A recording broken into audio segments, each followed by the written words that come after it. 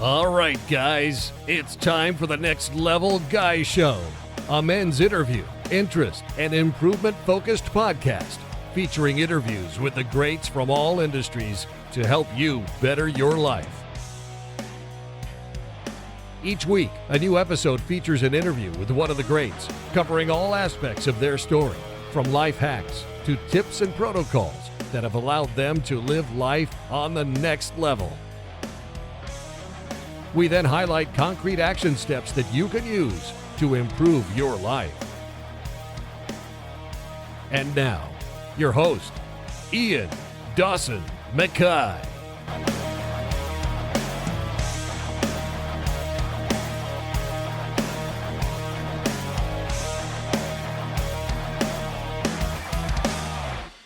And today's guest is Rob Biernacki, who's returning for a round two. Rob is head instructor of Island Top Team. He's the creator of the Submission Formula, the BJJ Formula, and also the Modern Leg Lock Formula. He's purveyor of the Rob Biernacki Online Academy, a master of conceptual Jiu-Jitsu, and occasional masters competitor. This is round two with Rob. Please see episode number 117 for part one. We joined this one in a pre-interview chat, and as we kept chatting about great stuff, I decided to hit the record button, and we went into it. That's why there's no formal intros at the start. This is more of a chat than a normal interview, and Rob is fantastic throughout. And in this interview, we discuss key insights to Brazilian Jiu-Jitsu competing, how to prepare physically and technically for competing, why you don't need more cardio to be a better competitor in most situations, how you can strengthen your mindset for BJJ competitions, a key rubric to focus on in your Jiu-Jitsu development, and so much more. And now, let's get to the interview. Like the idea of competing, but it's that moment of like, where do you go? How do you plan this? Because if you're not doing this full time, I'm training week in, week out, really pushing it, going for every competition you go to, how do you go from a hobbyist to a competitor? I can't seem to find anybody that can say that. You're either hardcore one way or hardcore the other. Okay, well, let me push back against that notion first of all, because I would say that there's very much a wide spectrum of competing and how to compete, and it's nowhere near as simple as the distinction between you're just a hobbyist or you're a hardcore competitor. Again, from personal experience, so hopefully I can expound on that a little bit. And let me ask first, have you ever competed before? Unless it's in the gym, like the team challenges and stuff like that, but not actually. Other schools have come in and we've had a bit of a fun time, but not a proper competition. Okay, but so that's an example of that is somewhere along the spectrum. So, for instance, at our club, we have. Are you familiar with the quintet tournaments? Not really, unfortunately. Okay, so quintet is I believe they're a Japanese promotion, and what they do is they put together teams. So the name quintet comes from the fact that there are 5 members on each team. And it's actually, if you haven't watched it, I highly recommend checking it out. There should be a few of them available on YouTube. And if not, then anybody with a Fight Pass subscription, I think, can get access to the older ones. Right. Is this like when you see the zombie and all that kind of stuff, and they go in team after team, I think I've seen some of it. It's basically the matchups are you have you have a weight limit for the whole team. So if your 5 guys can't weigh more than, I don't know what it is, like 800 pounds or something, who knows? I can't remember what it is. So basically there's a ton of strategy involved. And I promise you I will circle back to competing overall, but this is kind of an interesting version of competing, because most people who have the opportunity to compete in jiu-jitsu are going to do it as individuals, even though, you might sign up for a tournament as a part of a team or whatever, but you're definitely going out there and winning or losing as an individual. So the quintet format brings the team aspect to it. And so the strategy is really interesting as to how you set up your lineup, who's going to go first, who's going to go second, because the format is submission only. And if there isn't a submission, both parties are eliminated. So you basically, it solves probably the main issue with submission only, which is that it's at least submission only with the EBI format, which is that if you suck at jiu-jitsu, you can still stall and make it to overtime. And you can't do that in quintet. So you get much more interesting, aggressive matches. And there's a lot of coaching input in the sense of like not necessarily like cornering somebody through the match, but there's a lot of coaching input in figuring out how your lineup is going to go and trying to figure out how the opposing team is going. Anyway, it's a really interesting format. I personally think it's easily the most entertaining format for jiu-jitsu competition. And I happen to think that it's a phenomenal way to introduce people to competing. So we do these at my academy every few months. We have an in-house quintet or quartet, and basically however many people show up, we divide them up into teams, and sometimes there's enough for teams of 5, sometimes there's only teams of 4, whatever. And it's the exact same format. Submission only. If you don't sub the person, they are eliminated. So if you're the sort of person who wants to get into competing, but you've never competed before, this is the perfect introduction to it, because their weight is not directly on your shoulders alone. You can be very inexperienced, you can be a beginner, and you get put on a team, and even if you don't win, even if you get submitted right away, your team can still go on to win, and you can, for example, contribute to the team effort by eliminating someone who's a lot better than you by just being able to last through a round. So I think that like as far as the spectrum, that's the best way to start. That's the best place to start. If you're a jiu-jitsu practitioner, you've never competed before, you want to compete, but you're really nervous about it, this kind of in-house team-based competition is pretty much perfect. I really like that, because that was something that everybody kept going about, how it's your own personal journey, your voyage of discovery and all this kind of stuff. And at no point did anybody really sort of talk about the team aspect of it, how to work with your team is, to build each other up and stuff like that. There's all these like Gracie Barra philosophies, but everybody I've seen compete from my gym have always done it on their own. And a lot of them are not allowed to compete under the Gracie Barra name.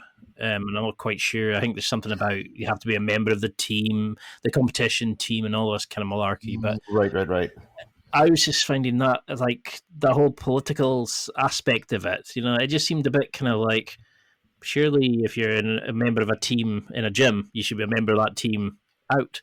And it shouldn't matter if you win or lose. It should be great to be getting your guys out to compete. I just found it a bit strange how they were doing this. And I felt like I was completely on my own, sort of preparing for this. I mean, I'm 37 now. And, I got into this late. I was, 36? Absolutely loving it. Got my blue belt. And now I'm thinking, if I go up against guys who are 4 years into their blue belts, for 4 stripes, I'm going to get desiccated. I was thinking, how can I start planning this? So sorry to cut you off. Let me just, before we get into your personal planning, can we just, let's cover a little bit of the spectrum, because I just want to make sure that we, let's sort of clarify our terms.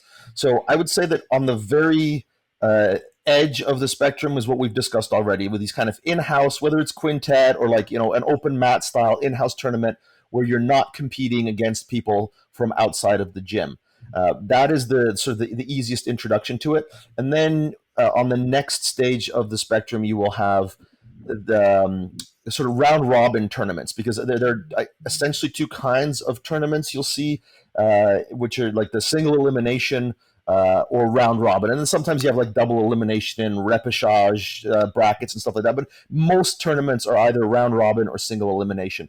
So if you want to kind of go a little bit further along and compete with other people, a round robin tournament is a good way to do it. And then you get into the single elimination tournament, that's when you first really get the okay, if I lose, my day is done and there's nothing else to come.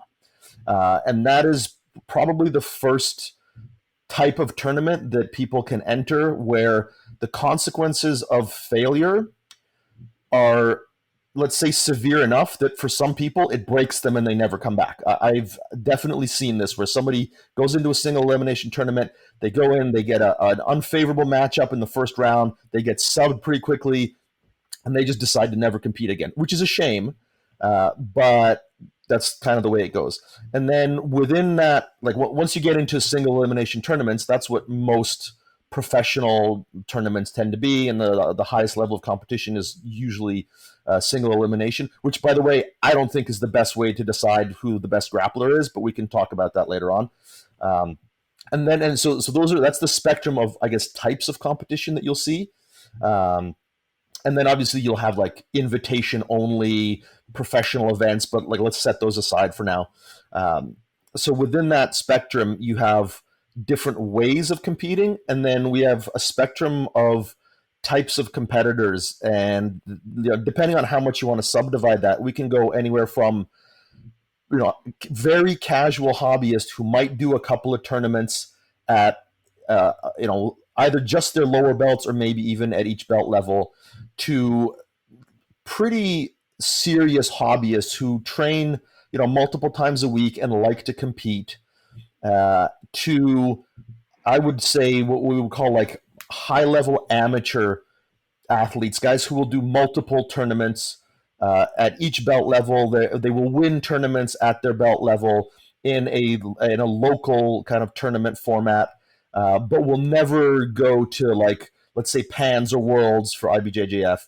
And then you've got the like pretty serious professional competitors who and these guys exist at blue belt, they exist at purple belt, guys who are using local tournaments as practice for more major tournaments, whether it's Pans, whether it's ADCC type tournaments.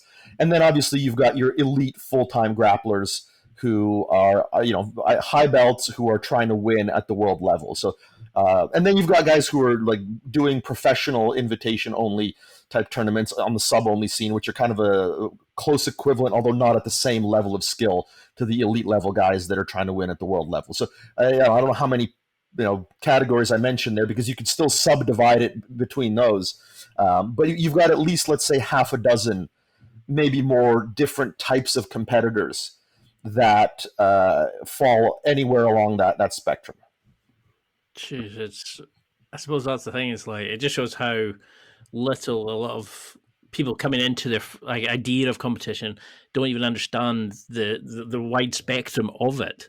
We just go, oh, I want to compete, and people are, oh, how do you want to compete? Gi, no gi, what area, what kind of level? It kind of opens it up when you put it like that. Yeah, and it's unfortunately, especially in the gi jiu-jitsu scene, there is not usually a meaningful distinction made between the different types of competitions and the different types of competitors. So there's a lot of either misunderstanding or intentional obfuscation on the part of, especially certain tournament companies, which leads to, like, I would argue that to an outside observer, the jiu-jitsu competition scene is kind of clownish, because in other sports, at least certainly in other combat sports, you have a pretty clear delineation between amateur and professional and what the levels are. Whereas here you have, like, if you go to an IBJJF event, particularly a more major one, you will have every level along that spectrum that I described, and they're all competing with one another. And there's no distinction made. So you can have somebody who's literally, just got their blue belt. They've been training for 2 years. They've competed once or twice. They are the definition of a hobbyist. And they're competing against a full-time professional athlete whose job it is to win worlds at blue belt, who has as much mat time as most black belts. And if you don't know going in that it's possible to face someone like that, and you go and you lose to one of them, you could feel really awful about your skills in a way that's undeserved. And this is what breaks people. This is what gets somebody that shows up to one competition and then never competes again, because it wasn't explained to them that there are such distinctions. Like I've had students who, won a master's, master 2 or 3, relatively major event at their belt level, and then decided that they were going to go do worlds. And I had to be the one to break it to them, like, dude, if you try to do worlds at the adult division at your belt level, you'll get submitted in 30 seconds. I'm sorry nobody explained to you the distinction between, Master 3 Pans division and Adult Worlds, even though it's the same belt rank. But you have exactly a 0.0 chance of winning anything in that division. And people who don't know that, like, it sounds harsh to do that, but I'd rather do that than have them spend $2,000 on a trip to Worlds and come home, 3 minutes later. So yeah, I think our sport has a long way to go to making these distinctions obvious, because frankly, if it was more obvious, far fewer people would bother going to these major events, because they would know that they're just cannon fodder for professional athletes. So yeah, I think the state of competition in jiu-jitsu is really misrepresented. Because that's something I've seen. Like, I've got a guy in our gym who is just phenomenal. Just seems to be getting invited to all these invite onlys. He's one of these guys. You pin his shoulders to the floor, and he's like the Terminator in Terminator 3. His hips can spin backwards, and he can rotate himself out, and like he just seems to be like unable to hold the guy down, and he's super flexible and jumps around the place. And then I see a guy who can barely do any of the basic stuff, and next second I see he's put himself in for British, I think it was the British National Championships, and he got like 4th place. And Yeah. I don't know, and I was sitting there going, is that because there wasn't enough people? Well, that's exactly it. Yeah, so the categories are so extensive now. Like, if you show up at a, let's use PANS as an example for the IBJJF, and I'm sure there are equivalent tournaments in Europe. There are so many divisions that, like like Master Worlds. You could show up to the Master 5, purple belt division, and you're going to be 50 odd years old, and you might face 1 or 2 guys, and you're going to come home with your gold medal from the world championships and run around telling everybody that you're a world champion. Like, again, in my little area geographically, there are a couple of people like this who are like, quote unquote world champions. And it's like, sorry to break it to you, but you're not. Like, you're absolutely 100% not a world champion by any meaningful definition of the word. There's so many asterisks after your world championship that it makes it meaningless, right? Like, and that's what I mean when I say compared to other sports. Like, you don't have a Master 5 yellow belt Olympic champion in judo. You just have the Olympic champion in judo, right? Like, there aren't these bullshit categories. And so, like, I always say that the IBJJF model is to sell fake glory to narcissists. It's to create enough categories that almost anybody can be a winner or at least a medalist. And that's what they're selling. They're not selling excellence. They're not selling tournaments. They're selling fake glory. Because, like, one thing for me, for example, is like I wanted to do it for years, and I was always so, like, my self-esteem and confidence were nowhere near what they are now. Like, I would self-sabotage as soon as I start getting, like, in the light, and people started saying, "Oh, you're doing well." I would always end up giving it up as soon as it got hard, or like fucking it up for myself, kind of thing. Yep. And for me, it was just, if I could get in and start training, and then I thought, I really like this, I'm actually good at it, and I kept going well. And then I thought, I want to compete, but the thought of it was just terrifying. And then one of my friends competed, and I think he won one and lost one. And then I seen a white belt came on, and she got like, she won it heel hooking 3 different people at white belt in some competition she did. And I thought, there's no way they match the same in quality wise, because my friend was like a blue belt, lapel guards, all this kind of stuff. And I just thought it's unfair on him, because, and it's like, just because you maybe don't know the moves, you get beaten at white belt level, but at blue belt level, it's the level of experience. And then I started thinking, well, like, I want to compete, and then all the COVID situation, I was ramping myself up to do it. But that's my problem, is the skills that I'd hopefully are there. I know roughly what I'm doing, but I would end up just screwing at something in my head. So if I could actually just accomplish that and do a competition, to me, that's a win. But like you're saying, for somebody who's coming in and using it as a warm-up to a big championship, they don't see it as we're going to boost his confidence. He sees it as, cannon fodder, Yeah, that's exactly it. So let me let's get into a little bit of like how we want to prepare for a competition. And what I would first try to get someone to understand, and I do this with my students, because we actually have a really good record in competition. Like, despite the fact that we are a hobbyist school in every sense of the term, like, I've had a couple of students that have ever competed at any kind of high level, and it's extremely infrequent. And even the guys that do compete somewhat regularly, they are very much hobbyists. So what I have to try to communicate to everybody from the outset is very much let go of the pressure to be successful, because that's actually like the upside of being successful in competitions as a team is that it's good for your reputation and you get some notoriety, especially in a small town. We get our name in the paper because we win tournaments. But the downside is, for an individual student, they will go into any tournament, even their first tournament, and they're going to carry the weight of the team's name on their shoulders, and they're going to feel like, man, everybody else wins gold. If I don't win gold, I'm blah, blah, blah, blah. I'm letting the team down. I'm letting myself down. I'm this, I'm that. And so I have to go through the process of trying to get them to let all that go, because first off, the results of any like individual match or any individual tournament they could not be less relevant to our team as a whole, and even to them as an individual.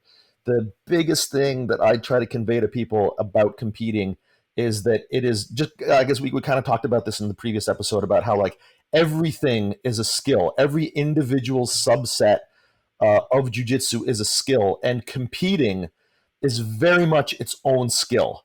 So unless you come to the table with previous experience competing, and not just previous experience competing, but previous experience competing in an individual sport, there is literally no way that you will be anything other than a muted shadow of your self, of your abilities. Like, whatever your in-gym performance looks like, you will be a tiny fraction of that on competition day.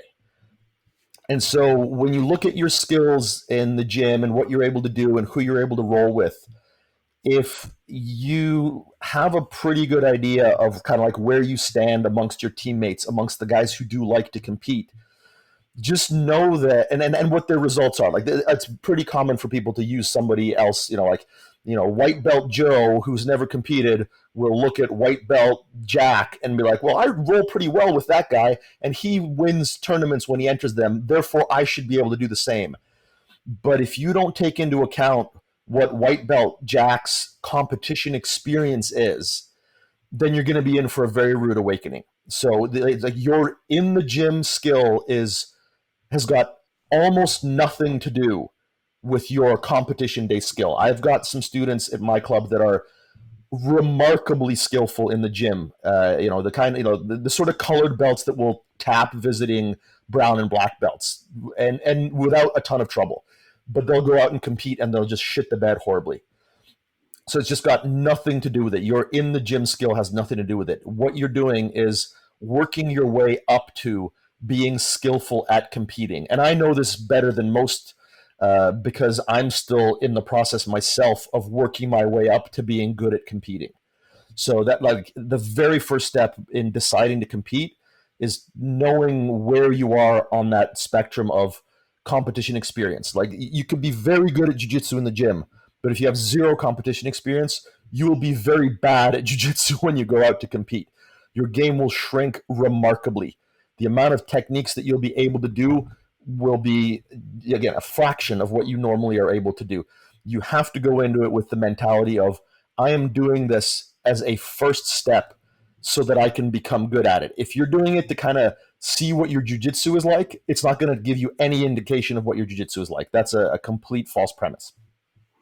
Because that's definitely something when we discussed this and when we were researching your work and looking at like the subset idea, I thought this is not so much on what I can do like jiu-jitsu wise. It's more a case of what I can do under bright lights with people watching in a completely different environment, how much I panic on the day. But it's building up that, like you were saying, it's not so much like the being a good jiu-jitsu is being good at, and then each individual bit. And one of them was just being able to just not panic on the day, being able to compete, to get used to it. And I really liked that idea, but then I started thinking, then all these other things started springing to mind. And it's just like, oh, but is that how you do it? Would you just go in, do the local one, just think, oh, I'm going to go in and just freeball it? Or would you go in with a plan? Would you start prepping for it before it? No, definitely prep for it, but you can't prep for the bright lights. You can't prep for the stress, really. I mean, there are simulations that you can do. So, like, before I get into that, let me just state something that is really important, because people, it's almost always guys that have this idea, again, that, like, we've talked about it, I think we talked about it in the last one, they all think they're good at certain things. One of the things people like to think about themselves is that they will inherently show up under pressure.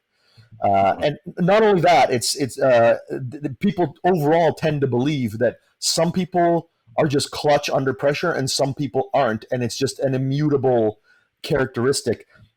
And I don't think that's true at all. I think that if you've never been put in a stressful situation where you have to perform a difficult skill, then you're not going to be good. No matter, like, there's no one's just going to show up and be super clutch at something under pressure right off the bat. You might be, like, genetically predisposed to being skillful. Like, there's certainly people who are just good athletes and they learn quickly, but there's still the factor of becoming good at competing. And so I think people put too much pressure on themselves in that sense, where they're like, okay, well, I'm going to show up on the day and I want to see how I do.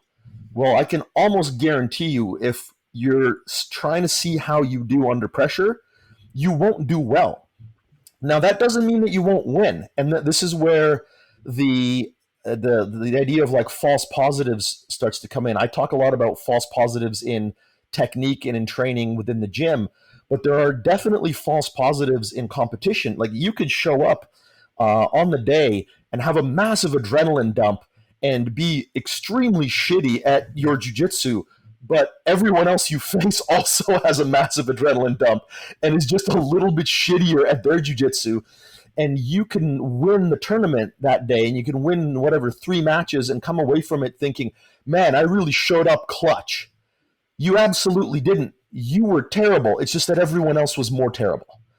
So that's the kind of luck I have. Yeah, it's absolutely a possibility. And so it's really important to distinguish between being good under pressure because you've developed the skill of being good under pressure versus being good under pressure because you just happen to be, a badass. That doesn't really exist. Every profession that is in any way involved with performance under pressure has a grooming process that takes people through if you look at, like, amateur boxing, if you look at any number of sports where even guys who are meant to be killers, they're fed cannon fodder to build up their confidence. So they were like, Mike Tyson is a great example of that. There are lots of guys who are extremely gifted and their coaches know that this guy is going to be an elite level professional, killer athlete, but it still takes time to build them up and give them these, let's face it, to a certain degree, easy wins. Because if you face a challenge that's too difficult too early, it breaks your confidence, and then it takes a very long time to build it back up. And you see sometimes guys who are built up in the wrong way, where they only were fed easy wins and they weren't slowly built up to the point where they faced challenges at the right time. Then when they lose, and I think that's kind of what happened to Mike Tyson, and I might be using the wrong example, so if somebody can correct me, please do. But it did seem like with him, as soon as he faced anything other than an easy opponent, he broke mentally. And so there's definitely a process for getting somebody through the initial phase of, like, I've never competed before. I have no idea what I'm doing. I'm going to be awful under pressure. And then slowly introducing them to pressure so that by the time they become a professional, they've got a ton of confidence because they've had some easy wins, but they've also faced difficulty and had to overcome it. And those are the elite level, whether it's in a sport or whether it's a simple example from a different field would be in the military, right? Like if you want to become a Navy SEAL, there's an extensive process for that, because they're not just going to pick a dude who's like thinks they're going to show up clutch on the day when he gets airdropped into Afghanistan. Like they've got to get you to the point where you've experienced enough stress and been put through the ringer enough that they know you're going to perform on the day. So like the whole process of being a clutch performer under the bright lights is a process, and it's an extensive one. And people have to know that when you go in to compete the first time, it's just a tiny, tiny step in a very long process, and just treat it that way and not put any weight on their shoulders about it. And is there a way that you could train that externally? Would that be a case of accepting, like, say, bigger challenges at work, or for going into the gym and trying to do, like, throw shark tanks?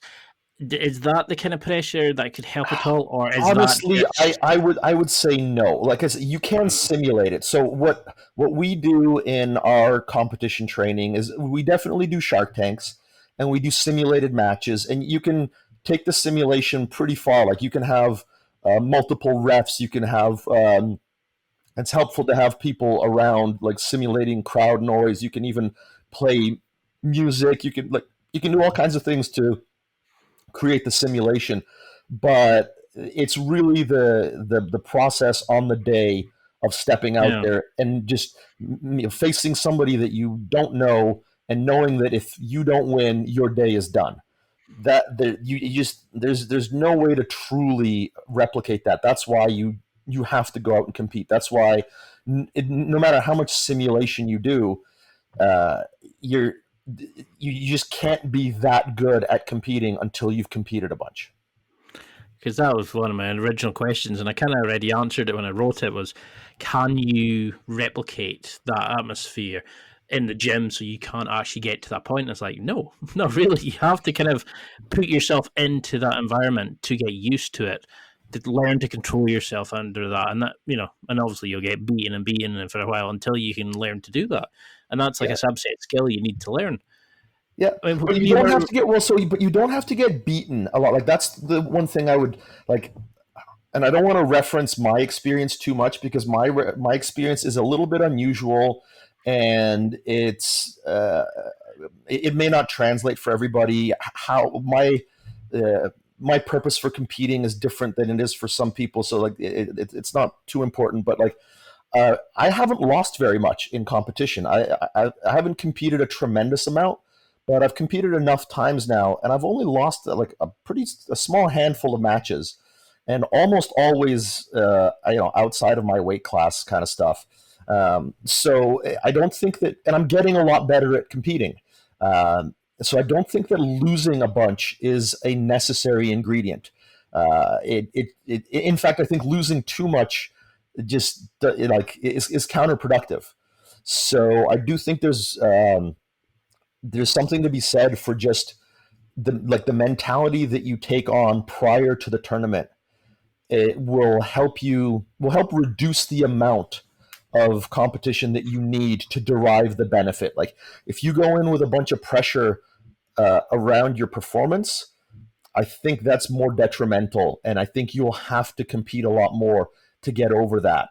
Whereas if you go into it as part of a process and as a kind of as scientific research, where I'm going to change a couple things about how I go into this, and let's see what the results are, then I think your time frame from your first competition match to the first one where you can go out there and feel fairly comfortable will be drastically reduced. I do think there's a lot to be said for going in with the mentality of this is an experiment, this is a skill that I'm building, and obviously you want to win, and you're going in and you're preparing to win. Like I'm not trying to advocate for like fuck it, like you said, free ball it, just show up and whatever happens happens, because that takes a lot of responsibility off your shoulders, and it allows for this very easy excuse that, oh, I wasn't taking it that seriously, I wasn't out there to win, I was just out there to see what I could do. No, you're out there to win. You go out there and you're trying to win, but also know that part of learning how to win is learning how to compete, and don't put too much weight on your shoulders about it. Does that make sense? Definitely, because I've had friends who have done both. People who have signed up like last minute, and others who have kind of had very strict plans. And you see them doing like double shifts every day. They go into the gym between classes, and they really are taking it serious. And then I've got a friend who just went, "Oh, there's one coming up. Oh, I'm going to sign up for it." And I thought, it was interesting to see the different mentality, but like even sometimes when I talk about it, I notice my language is very sort of negative. It's very sort of self-defeatist. Have you had experiences with people you've trained where you've had to work on their mindset, their approach to it, like almost like adopting a growth mindset that they can go to competitions? Oh, absolutely. And I mean, even I would say that for myself, that's been part of the process, because I had a very unusual, I guess, rate of exposure to competing. I only competed once before getting my black belt, and it was at brown belt, and I did all right. I think I got silver in a tournament, and then so my first, and it was a no-gi tournament, and it was I think it was a round robin tournament as well. So anyway, my first like gi tournament experience was as a black belt, which is not something I recommend to people, because I had a lot of weight on my shoulders. It's pretty intense as well. Yeah, it was, and I was fortunate enough to win. And I went a couple of years without competing, and then in the intervening years, I became, somewhat internet jiu-jitsu famous. And so when I got back to competing, there was even more pressure, because I felt like, man, what if I have a bad day and I get subbed, and then there's going to be like, a bunch of comments out there about, oh, look, Mr. Frames and Levers can't even win a tournament. Like, there was so much in my head about my performance going out and competing after a layoff that I had a lot of pretty negative like self-talk, and it was really a process to go out and do it anyway. Like I was challenging myself to get out there and be like, you know what, I have to do it. I want to put my money where my mouth is. I want to try to show what I can do, even though I'm not a frequent competitor. I know there are a ton of people out there like me who don't compete that much, want to go out and compete, but they feel like they have some kind of reputation on the line. I'm sure there are plenty of black belts who never competed, would like to compete at black belt, but feel like if they lose, it will, there's an imposter syndrome. It will diminish the validity of their black belt. And so I definitely wanted to go out and compete and be like, look, none of you guys have anywhere near as much on the line as I do, because I've got a reputation out there as an instructor in the community. And so, like if I can do it, you can definitely do it. So that helped me. It helped create a purpose to competing that wasn't just about like, for one side, I did want to prove myself, but on the other side, it was like, win or lose, if I go out there and I show people that I can just put it on the line, that will be beneficial. And so that helped me get out of that negative, like, oh man, if I lose, it's the end of the world kind of thing. So I've very much have had to do that. And that's how I kind of advise people to get over it, is find a purpose outside of the winning and losing. And that can turn the potential negative self-talk into positive self-talk. Purpose is a really powerful motivator. That's a fantastic way of looking at it, because that was something I did struggle with, the imposter syndrome. When I got my blue belt, I remember rolling with a few people and thinking, geez, this white belt guy's tough. And I think I was just I wasn't using jiu-jitsu. I think I was being lazy at the time because I had other stuff in my mind with work and that. And I started judging myself off of that and thinking, I'm going to be found out here. I'm going to be tapped by every white belt. And, and I kind of just stayed a very stagnated game. I kind of stayed the things that worked for me. I didn't try new stuff and develop and find new flavors of jiu-jitsu or whatever that annoying saying is. And It got to that point where I was like, I stopped moving forward because I was afraid of going back.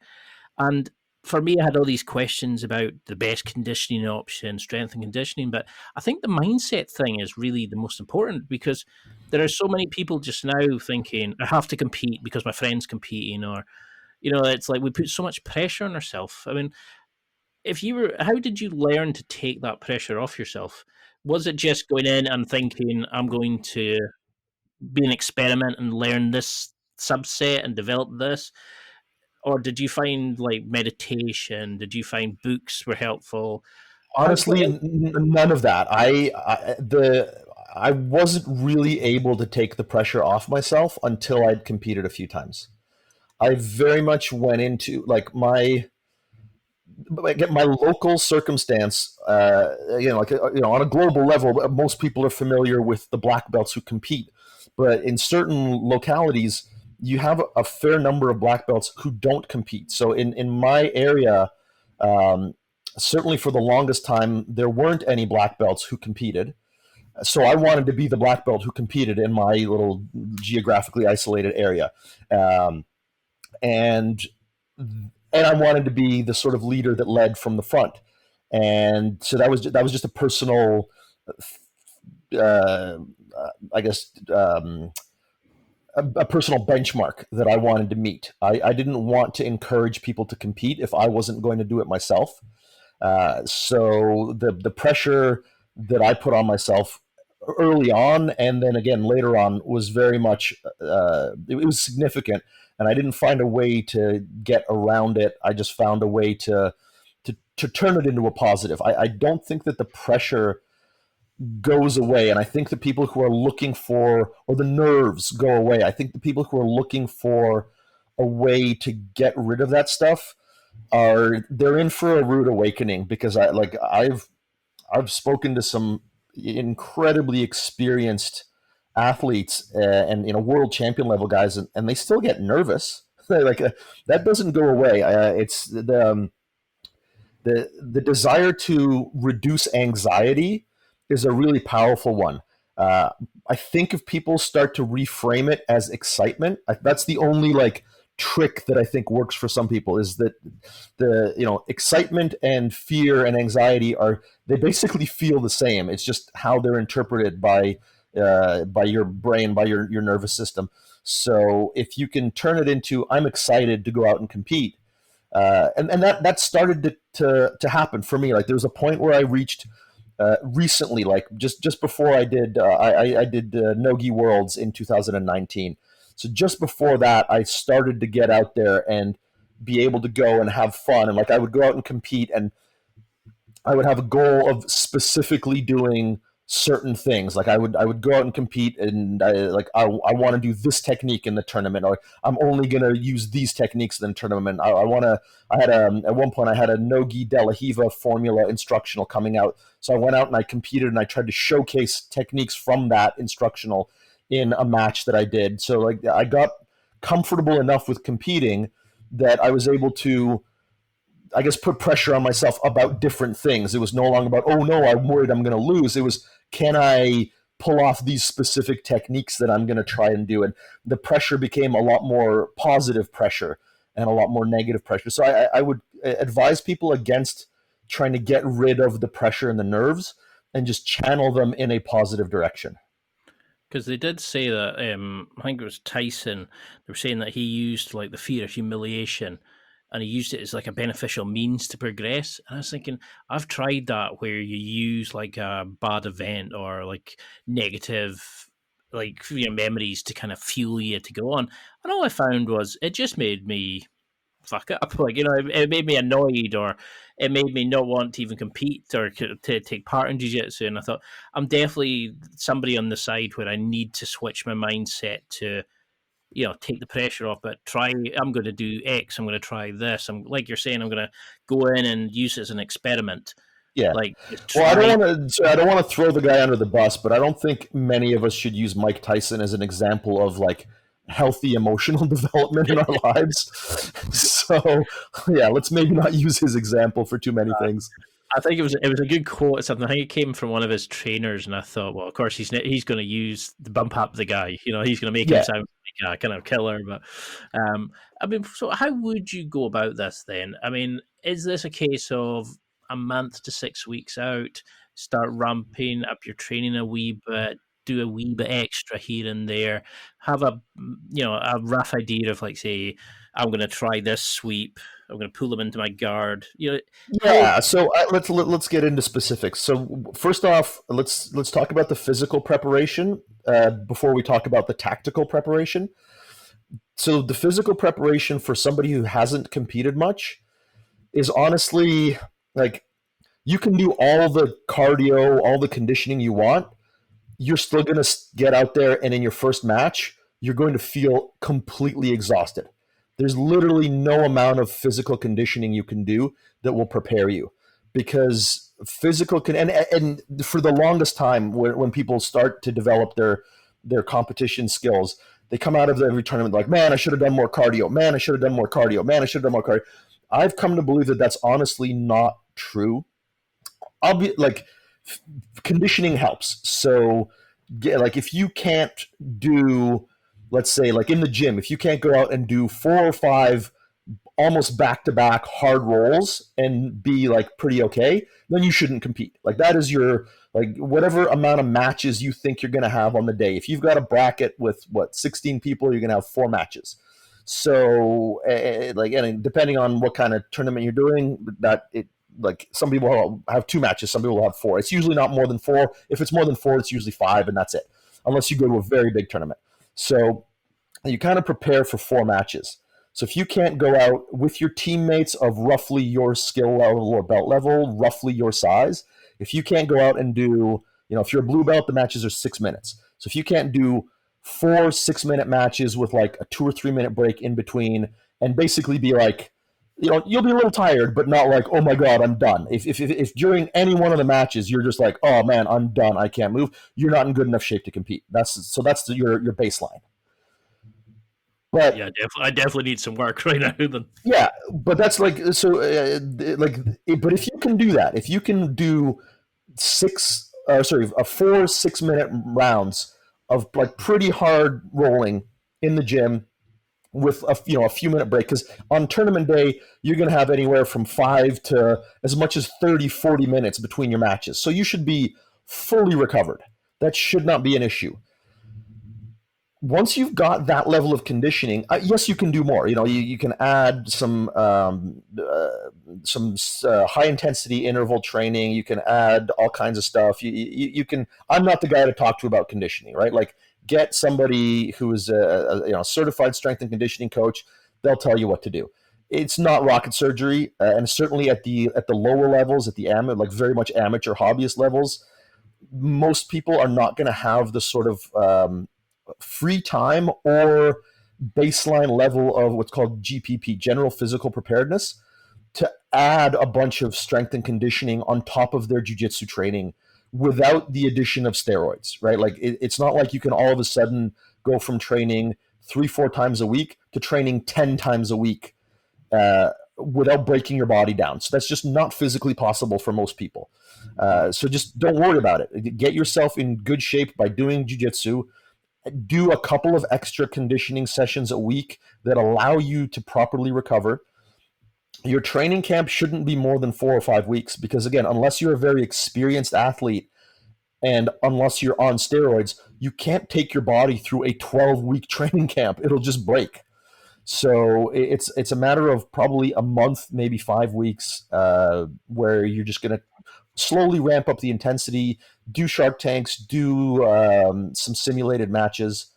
And if that gets you ready for that amount of matches, great. If not, maybe wait for the next competition. There's no sense in going if you're not at least basically physically prepared.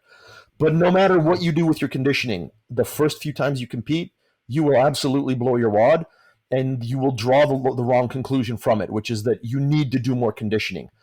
Most people who compete semi-frequently don't need to do more conditioning. They need to compete more frequently. You'd be better off competing once a month than you would be doing an insane amount of strength and conditioning and competing once or twice a year. It's time for a quick break. There are millions of potential products to buy, so how do you know which ones are worth your hard-earned money? Simple. You go to nextlevelguy.com/affiliates and explore those that will transform and improve your life. You'll find deals, listener exclusives, and special offers with some great companies. Recommendations are 100% honest and only on items Ian has tried or believes in. The companies showcased will make you a better man in all areas of your life. Simply go to nextlevelguy.com/affiliates and level up. Because I assumed that would be a case of like the very first roll you would gas, you'd adrenaline dump. Massive adrenaline dump. Because that's the thing, is like some of my guys from the gym, they're in there training like every session, lunch and evenings training, using the gym. But a lot of these guys, they're either at school or they're coming in with a six-pack and they go to college and they've got no other responsibilities. And I'm working like a full-time job as well. I'm 37 and I was thinking, I can't keep up with that. Like and that's why I loved when I found you talking in one of your interviews was like, you came into the gi rolling a bit older, so you built a system to sort of accommodate it. Because when I initially thought, I'm tall, long, I quite like the idea of spider guard. And I read up all these sweeps and stuff, and I thought, brilliant. And then the next article I read, somebody said spider guard was obsolete. Everybody knows that. And I was just like, for the love of... Like, then I liked the idea of you, though, where you were saying, you look at it as in terms of levers, arches, like wedges. Look at it in terms of how do I use the concepts to create a system from it.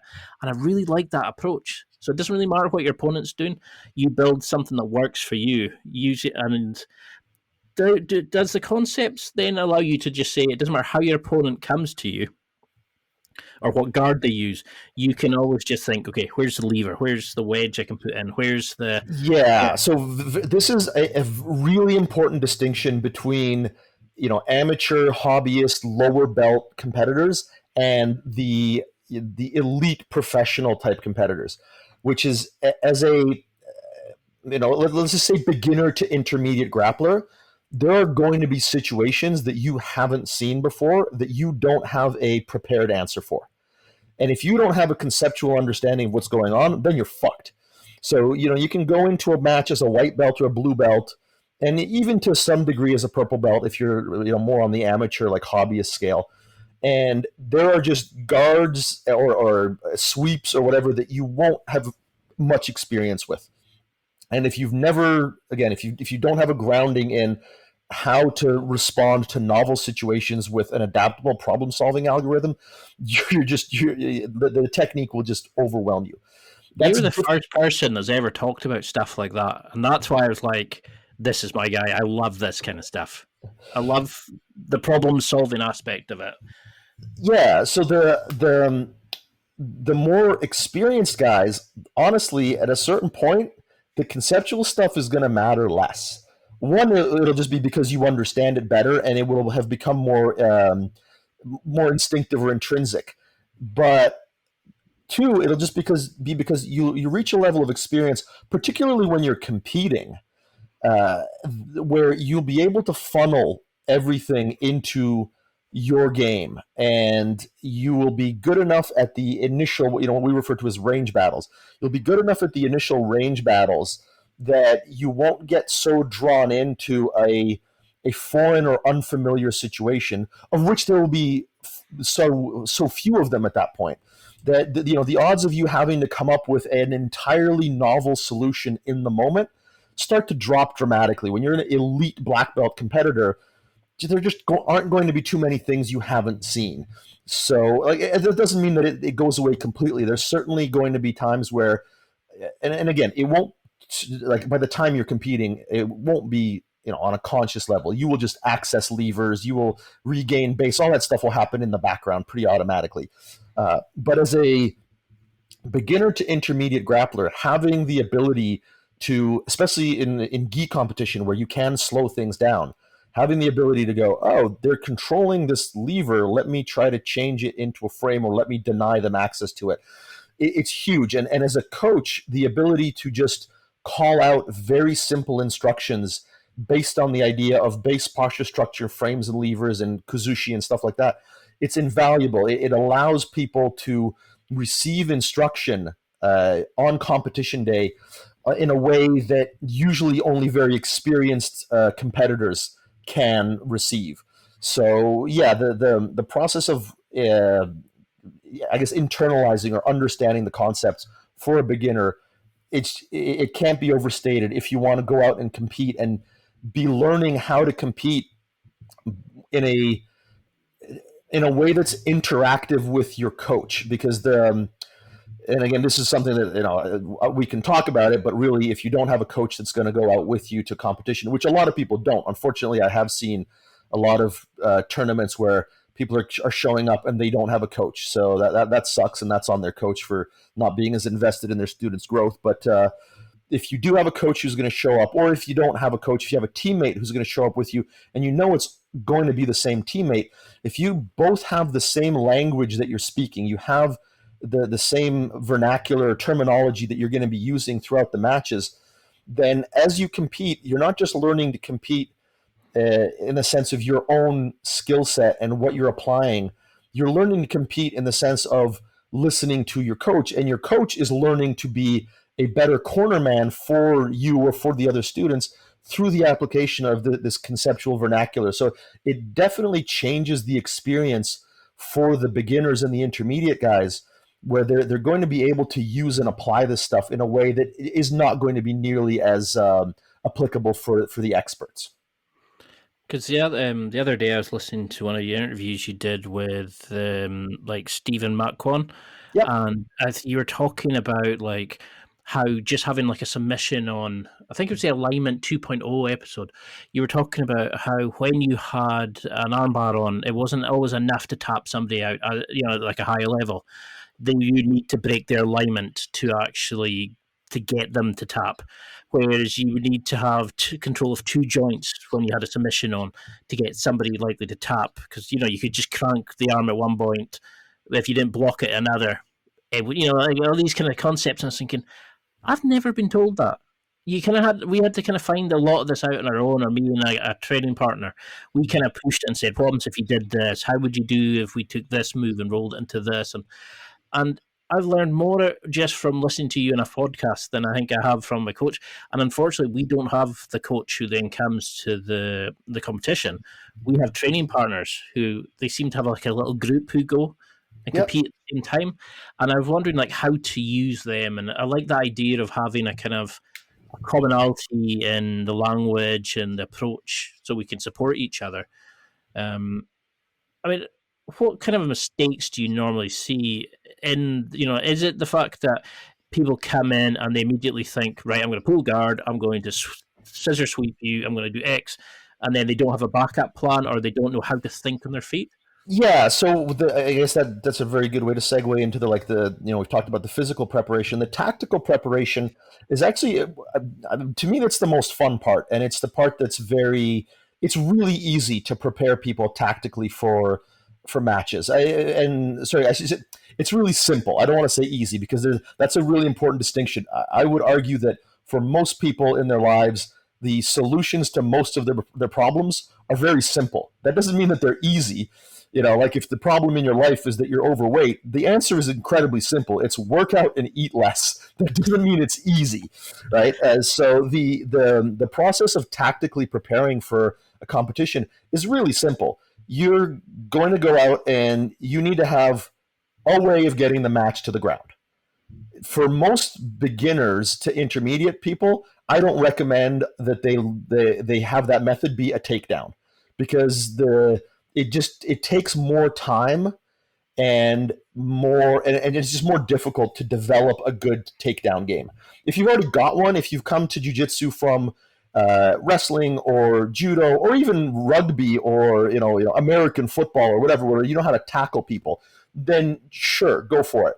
But for the most part, you're better off, at least under most rule sets, you're better off pulling guard. That's your way of getting the match to the ground. One thing I hate seeing is two white belts doing 5 minutes of bad judo and never getting the match to the ground, because their whole plan was, well, I'm going to go in, I'm going to get a takedown, honestly, unless you have like really overdeveloped takedowns for a white belt, you're probably not going to get a takedown.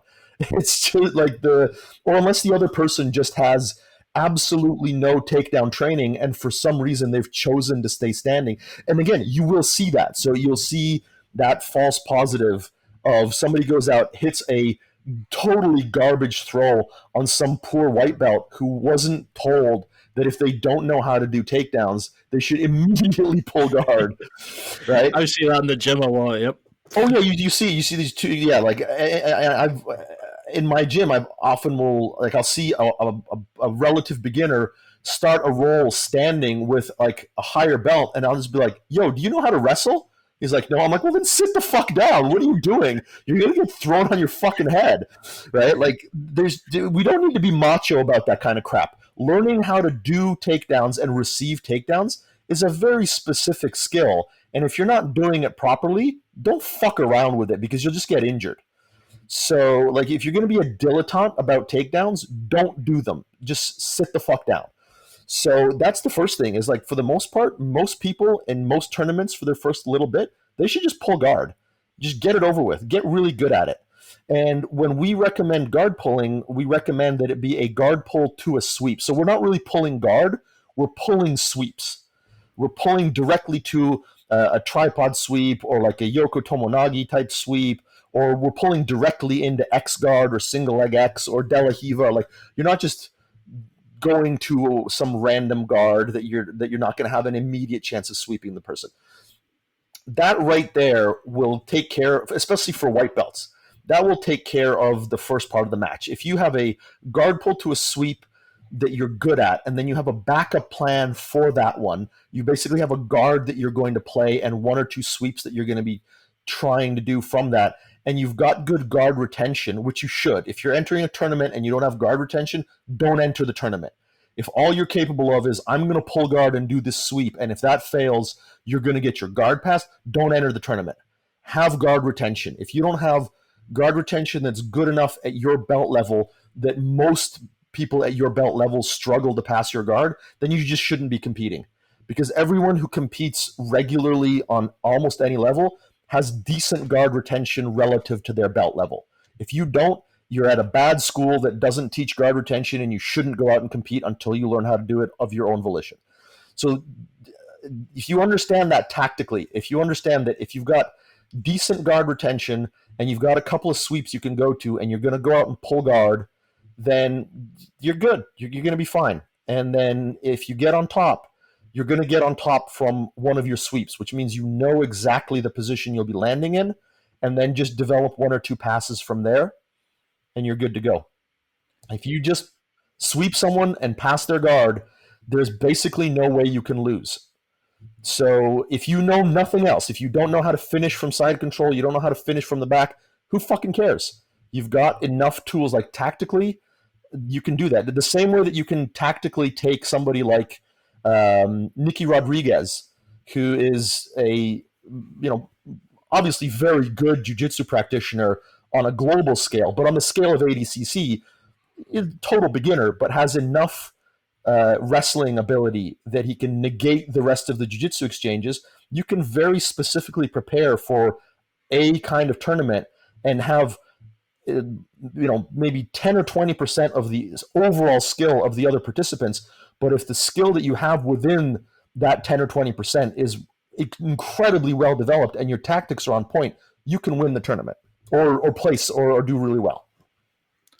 So say then, following that kind of idea, which that's an amazing set of game plan, and I love how you've broken down this bullshit kind of overcomplicated idea I had in my head of how I was going to do it, and the extra stuff I was focusing, like the idea of just, can you roll hard 4 to 6 minutes for 4 rounds of 6 minutes? No. Well, don't compete yet. Is your guard retention up to scratch? No. Then don't repeat. And then having something as simple as that, but having a backup plan, I really like that idea, because I had in my head I was going to do this here, and I was going to do this throw, and I was going to work on this, and I was going to go running, and I just know I would end up fucking up on a grand scale, basically. Totally. It's because it's too much. It's too much to expect somebody competing for the first time to have all this stuff going through their head. The only thing you need is a really basic game plan, and the rest of the stuff needs to be pretty automatic. Like your guard retention needs to be pretty automatic.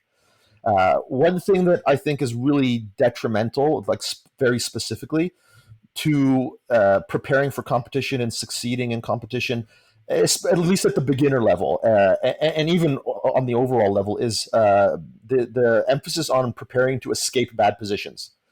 That's basically worthless. If you get mounted, I don't care how good your mount escapes are, you've lost the match. The odds that you come back from having been either taken down and had your guard passed, or pulled guard and had your guard passed, or whatever, like somebody sweeping you and passing your guard and mounting you, that is a chain of events that is significant enough in revealing the other person's superior skill that you being able to escape their mount or escape their back control or whatever is really not going to factor in. At that point, you're down. Like if somebody took you down, passed your guard, and mounted you, that means you are now down 9 points.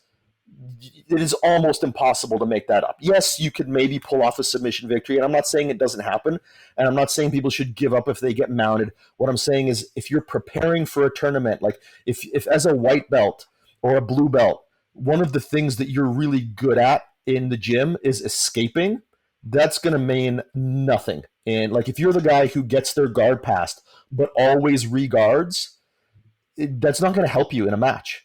You're just going to reguard and get your guard passed over and over again. You're going to lose 20-0. So there are a lot of skills that people think are important in jiu-jitsu. And it's not to say that they're not important overall to be a complete jiu-jitsu practitioner, but escaping bad positions, which is what most people learn at white belt, right? Like the white belt's the survival belt. You learn how to escape the mount. You learn how to escape side control. You learn how to reguard. You learn how to do all that. If that's the kind of school you go to where that stuff is emphasized and you don't have guard retention, you don't have decent passing or sweeping, then, I mean, you can compete, but if you face somebody who comes from a school where they've developed any of the other skills, you're just basically guaranteed to lose. Those skills do not matter when it comes to winning a tournament. Because that was the other bit of the research I was doing when I heard you talk about, you were saying about, about mount escapes, I think it was, and you were saying like, what's a common thing that you're taught? It's like they grab the arm and the trap roll. Yeah, trap roll. I'm trying to remember the exact. We have a slightly different term for it, and I was just looking, thinking, and you were like, "Yeah, well, you're going to do that on somebody a high level person? No, that's not going to work." And I was thinking, well, what should you do? Should you just stop and stay and wait till they make a mistake and come forward? But like you're saying, somebody who's highly skilled is not going to do that. They're going to know their game plan. And by the time you actually get ready to do that, they've already initiated their plan, and the chances are you're going to fail.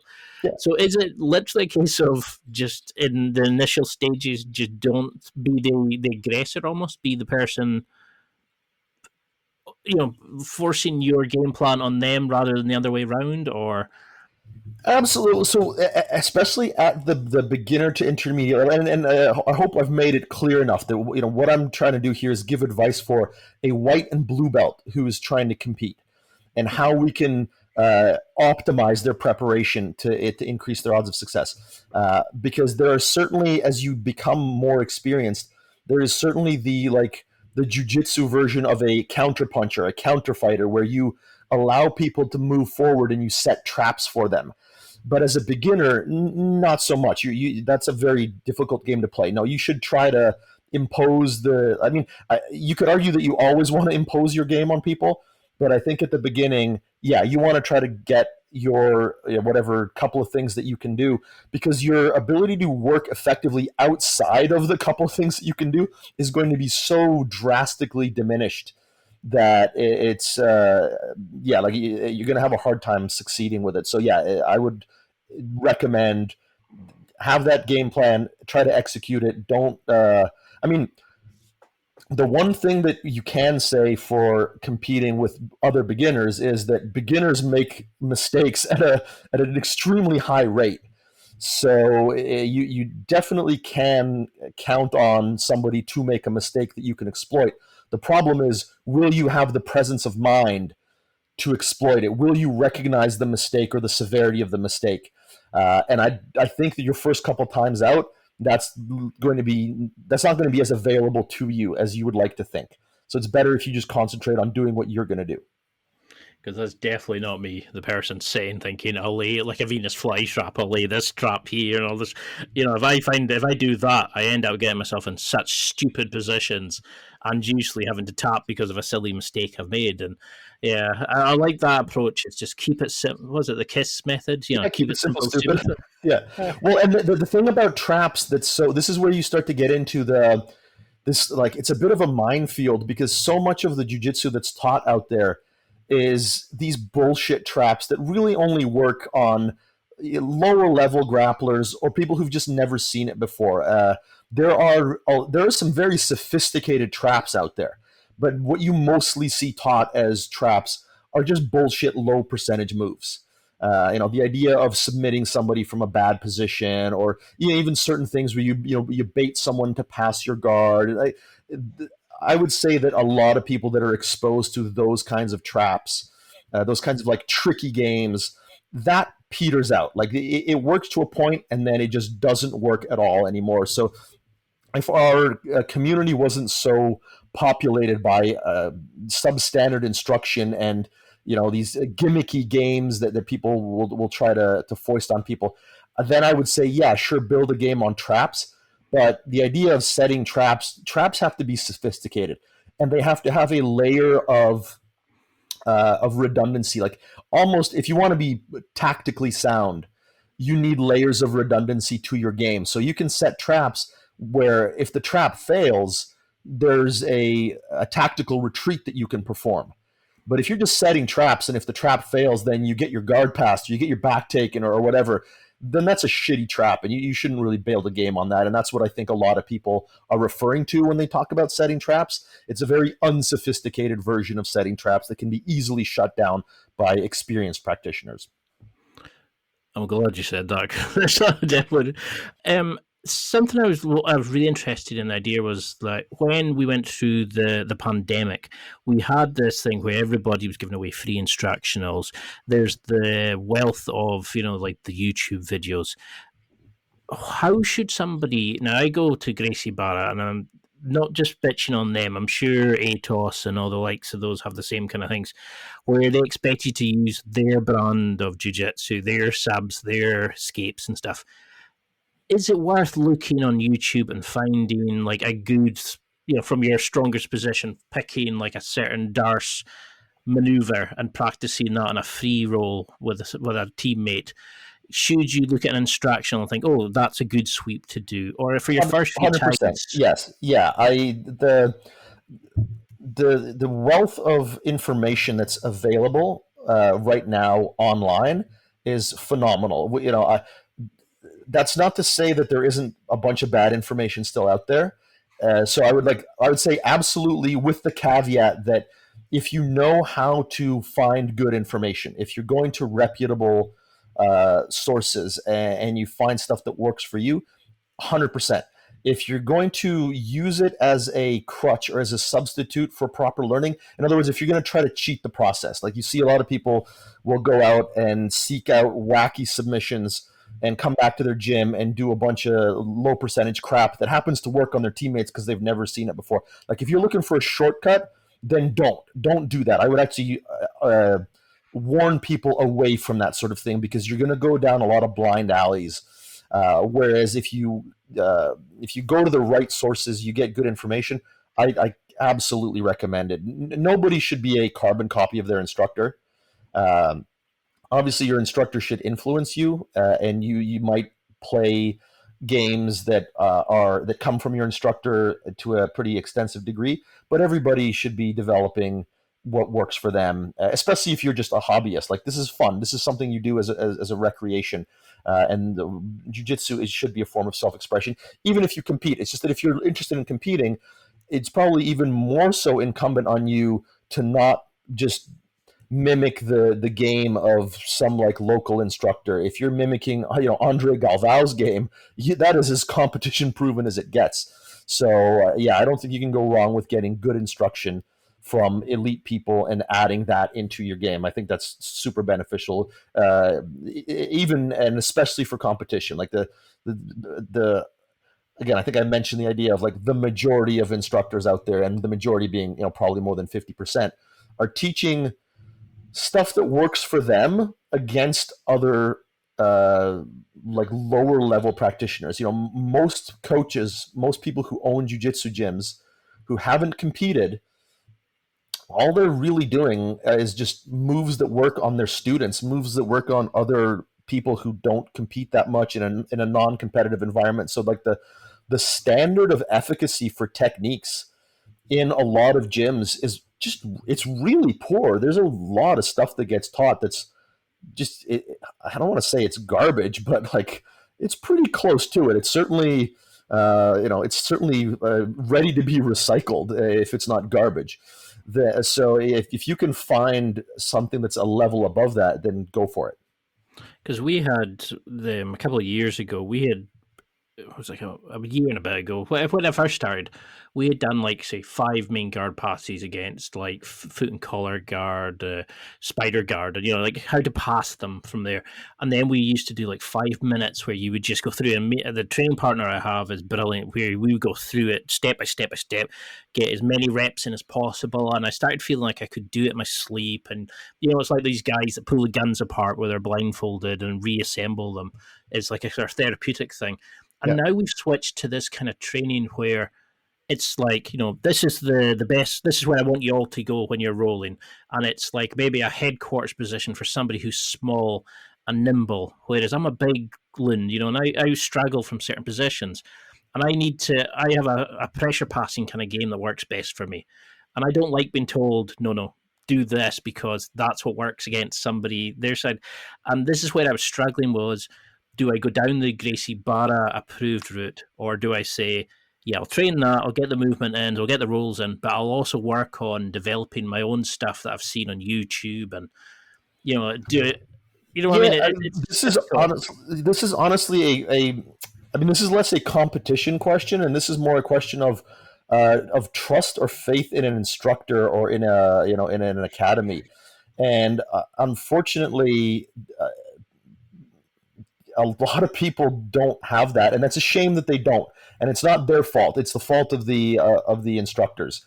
If you don't have the ability as an instructor to create an atmosphere where people can develop a game that works for them, then that's a little bit on you. Now, having said that, you can be a really good instructor, and you can have that kind of atmosphere, and there are still going to be people who feel like they can do it better than you. Like the Dunning-Kruger effect is a very real thing.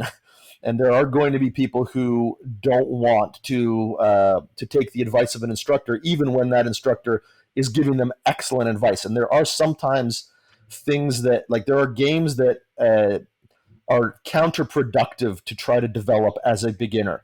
There are things that you're better off trying to develop. Like, for instance, I'm really weary to try to teach beginners pressure passing.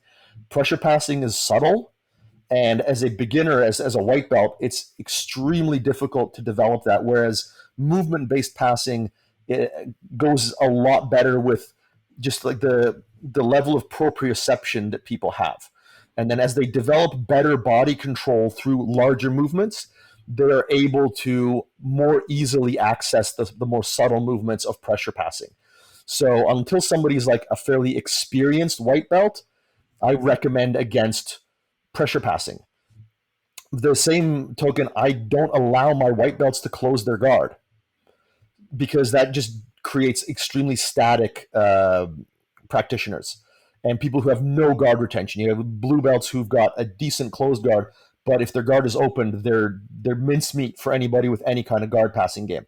So, I'm sure there are people who have come to my gym who've been like, well, Rob doesn't let me use closed guard, and I'm a tall guy with long legs, and closed guard would be my best game, so fuck him. I'm going to go and learn this, and I'm going to go and learn that. So it's really important to be honest with yourself about what your motivation is behind doing something like this. At our gym, once you're a blue belt, once you're a purple belt, absolutely, like, my students learn from instructionals. They learn, they bring information from outside the gym in, and we work on it. We are extremely open like that. So hopefully the people who I, at white belt, who I'm telling, hey, don't do that right now, they understand why I'm telling them that. I'm not saying don't do that. I'm saying don't do it right now. There is definitely a way to learn which maximizes your learning, and that's what I'm trying to give people. And it's not to be a technique collector at white belt, but it does very much sound like what you've got is a circumstance where people are trying to restrict you from developing a more personalized game at a little bit of a higher belt. And I would say under circumstances like that, it's unfortunate, but yeah, you're probably going to want to ignore your coach a little bit and develop methods that are more conducive to your personal development. Because when I was listening to some of your other interviews you've done, and I was sitting there thinking, yeah, why do we learn the closed guard as your first move? Why do you teach somebody in jiu-jitsu the first thing to do is pin yourself down, and the white belt will just hold them on for dear life, not to let somebody pass because they don't know how to defend, how they can stop an attack. So they're just going to hold on for dear life and just strengthen it the whole way through. As you were talking about stuff like that, why are we taught that at such a high level? Like the trap and roll, and I was thinking, why, what? It kind of like all these light bulbs were going off, and I was thinking, yeah, I'm going to have to do this on my own a lot. Still go to class and learn the moves, and when I've got a great set of teammates and we do stuff outside of the gym together, like go and play football and all this kind of stuff. So the camaraderie is there, and there's people who compete regularly, and it's a shame we don't have that. But I mean, I suppose that comes down to these affiliations not wanting to be like everybody else. They want to stand out, and jiu-jitsu for all and all this kind of stuff. And so how do you then build your idea of like a chain of attacks? Are you just literally what sweep I'm good at, what passing I'm good at, and then have a backup from that position that sweep would break down in? Or Yeah, that's pretty much it. It literally does come down to have a system of a few sweeps that connects to your guard retention, have a system of a couple of passes that connects to the position that you're going to sweep someone from, and then that will usually arrive at a particular position after you've passed, and then develop a couple of attacks from there. If you watch high level competition, that's all they're really doing. Like the depth that they're able to bring to these positions is far, far greater. But you're not really going to see, at least not very often, and there are very few high level practitioners that play all these different guards and do all these different attacks. You're basically seeing somebody use their go-to guard or go-to takedown to get to a position they want, whether it's getting on top and then trying to pass from there, or getting on the back and trying to finish from there, or getting in the no-gi sphere, elevating someone into a leg entanglement and trying to finish from there. Like, there are very defined pathways that are highly systematized. So that's all you do. You just do whatever version of that you're capable of at white belt and blue belt. Your system at that point will be pretty narrowly focused, and there won't be as many branches, and that's okay. But to try to do it somehow, like to pretend that it's going to, that having a drastically different approach to what's done at the high level is going to somehow magically transmogrify into what's done at the high level at a certain point, that's not the way it goes. You're just going to start out where you're at and try to build your way towards, like Ryan Hall has this saying, which is begin with the end in mind. If you begin with the end in mind of being a good black belt competitor, whether you ever become a competitor at black belt isn't going to matter, because you're just going to be taking all the right steps. So you'll end up being a pretty damn good blue belt competitor, a pretty good purple belt competitor, or a pretty good competitor for whatever your particular level is that you attain. But if you start out with the idea of like, oh, well, I'm just going to compete a couple times at white and blue belt, and I'm just going to free ball it, and I'm going to do whatever, I'm going to do this, that, you're setting yourself up for failure. Like, start with a good plan for getting to becoming a good competitor, and it'll happen somewhere along the way, and you'll be more honest with yourself throughout the process. Because that's definitely the kind of person I am. I learn by creating a system, whereas I notice a lot of this is, here's the move, And I used to always stop and say to training partners, where would you go with this? How would you link this pass into then going for a submission? Or how would you, once you've escaped, where would you then go? And a lot of times people are kind of like, they have a very kind of vague answer.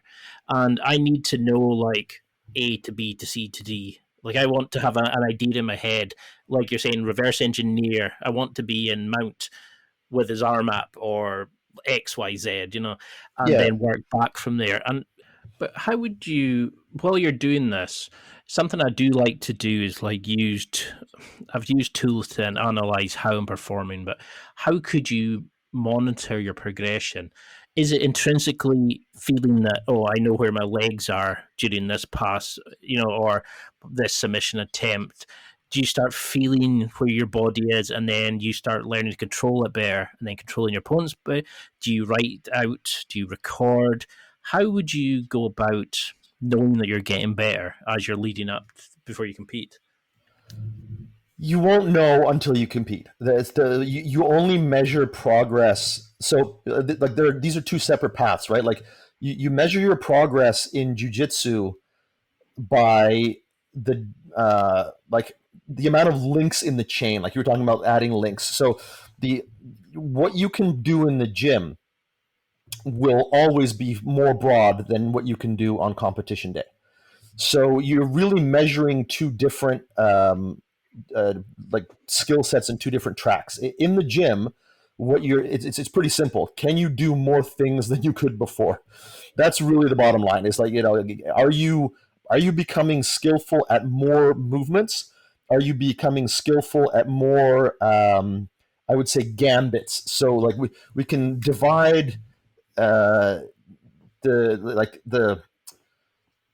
your ability in jiu-jitsu into a couple of things, right? Like we can talk about the purely physical exertion of movements. And so by that rubric or by that metric, as you develop more movements, you are more skillful at jiu-jitsu, provided that those movements are contributing to your effectiveness. Because one of the problems with being a move chaser is you can know a bunch of moves and even be able to do a bunch of moves at certain times, but your overall effectiveness as a grappler isn't improving. Like, I would argue that if you're somebody who knows a bunch of wacky submissions from weird places and you occasionally catch people in them, but you get your guard passed an awful lot, then you adding to the amount of movements you can pull off, that's not really making you better as a grappler overall. It's making you able to occasionally derive Hail Mary, success from Hail Mary movements.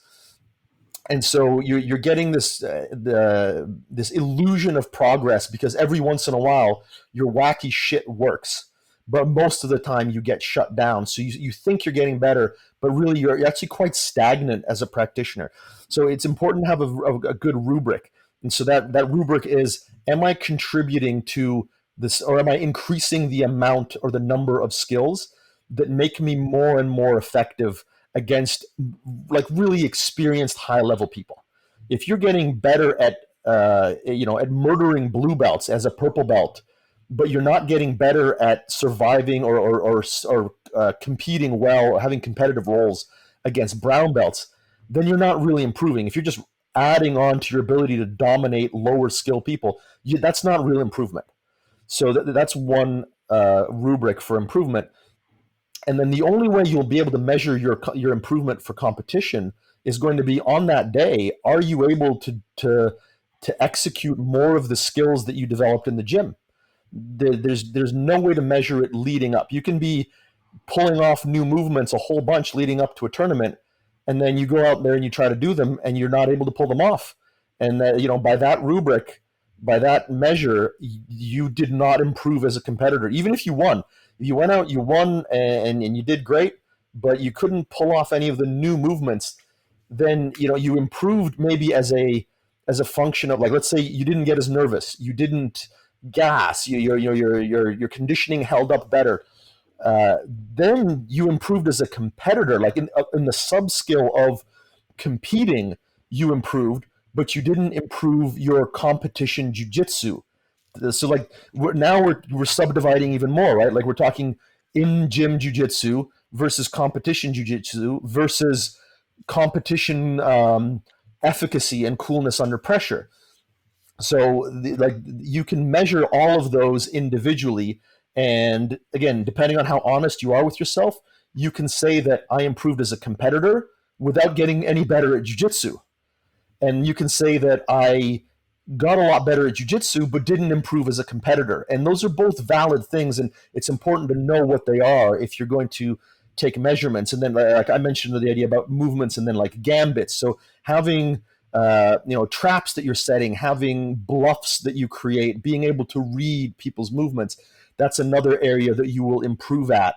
And again, you may improve at that in the gym, but you didn't improve enough as a competitor to be able to apply it. So there are tactics and strategies and gambits that you will improve at without having improved your individual physical ability with certain movements. Did that all make sense?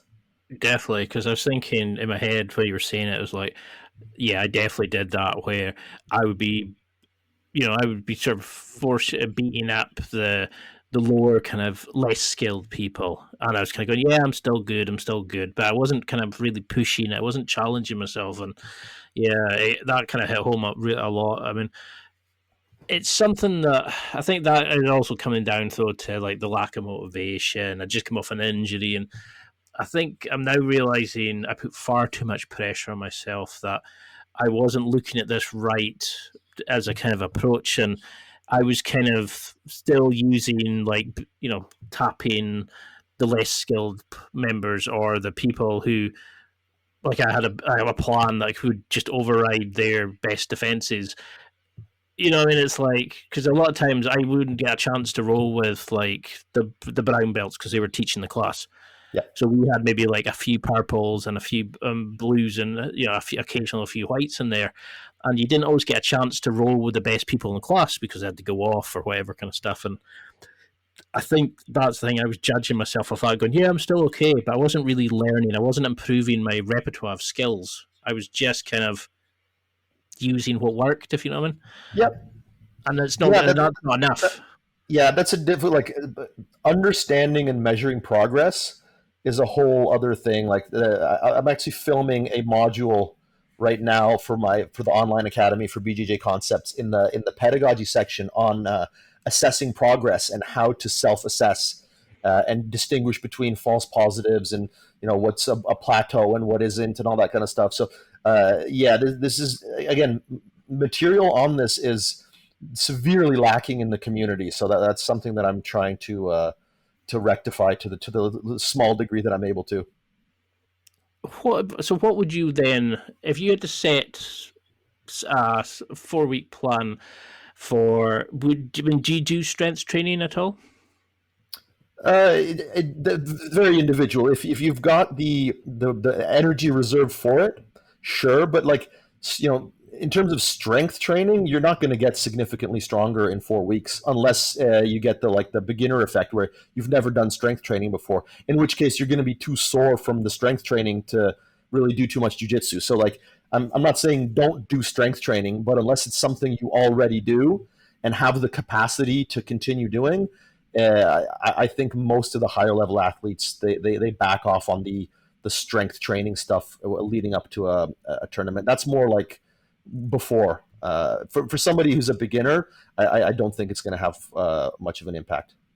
Perfect, because that's something I get quite a lot of questions asking about that. So what would you want then the go-home message to be for people about competing? Is it just going in, having fun, just learning more about yourself and getting that experience in, Yeah, I mean, at the beginner level and the intermediate level especially, there's we talked about what aspects of pressure are good, and that you don't want to go in with the excuse of, oh, well, I was just there to have fun, and let yourself off the hook for preparing properly. Mm-hmm. But ultimately, it is something that you should be doing at that stage to have fun. If we're not talking about professional competitors or people who are trying to become professional competitors, this is a hobby. This is something you're doing for fun. Have fun with it. Do it as a way to enhance your experience with jiu-jitsu. Do it as a way to enhance your ability to be honest with yourself. I think the last episode we did, we kind of ended on that note of like, jiu-jitsu can be a way of preventing yourself from becoming too orthodox in your thinking and sticking your head in the sand and being unaware of reality as it shapes around you. Like, competition is just an extra level of that. It's making sure, like, because you can still really bullshit yourself about a lot of stuff if you only ever roll with your friends in the gym. You can bullshit yourself about the quality of your jiu-jitsu. It's a lot harder to bullshit yourself if you go out and compete. There's a clarity to it that eliminates a lot of excuses. So especially if you're the sort of individual who likes to make excuses in life and you want to get over that, you want to get over that hump and try to be more honest with yourself, introducing the honesty and clarity of competition, provided you prepare for it honestly, will absolutely get you over that hump. And if you discover that it's something fun along the way, it took me a little while to have fun competing. Now that I do have fun with it, I really enjoy it. And I didn't before. I did not like competing at first. I had to force myself to do it. So if you want to be the sort of individual who allows whim to dictate your life, then, for one, you're not going to be a very effective or successful individual at any endeavor. If you want an exercise or a format for overcoming whim and developing discipline in long-term goals, which is where true freedom comes from, then over and above jiu-jitsu itself, competing in jiu-jitsu is an incredible vessel for that. I love that.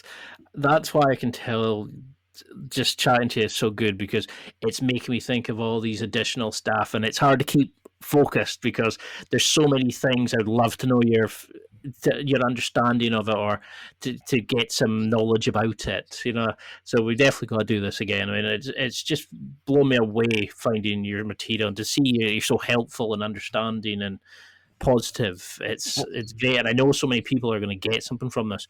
But for people listening who want to follow you, connect with you, the social media, how can we get in touch? How can we follow? How can we sign up for your website, etc.?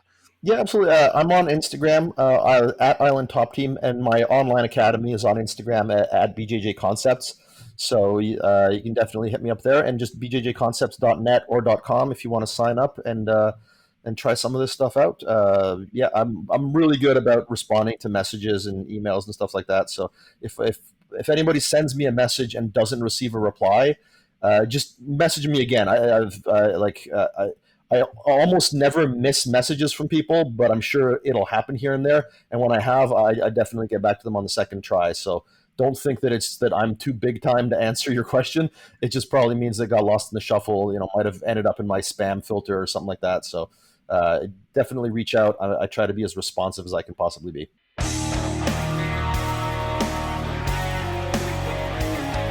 Well, that's it for another week. And thank you for listening. It's now time to take what you've learned and use it to develop and enhance your life with the key points mentioned. Listen, try it, embrace it, use it, and crush it. Now's your time to hit that next level in your life. If you liked this episode, then please leave a comment on the show notes or a review of the show on your podcast platform. Everything helps evolve the show. Until next week, keep seeking the next level in your life.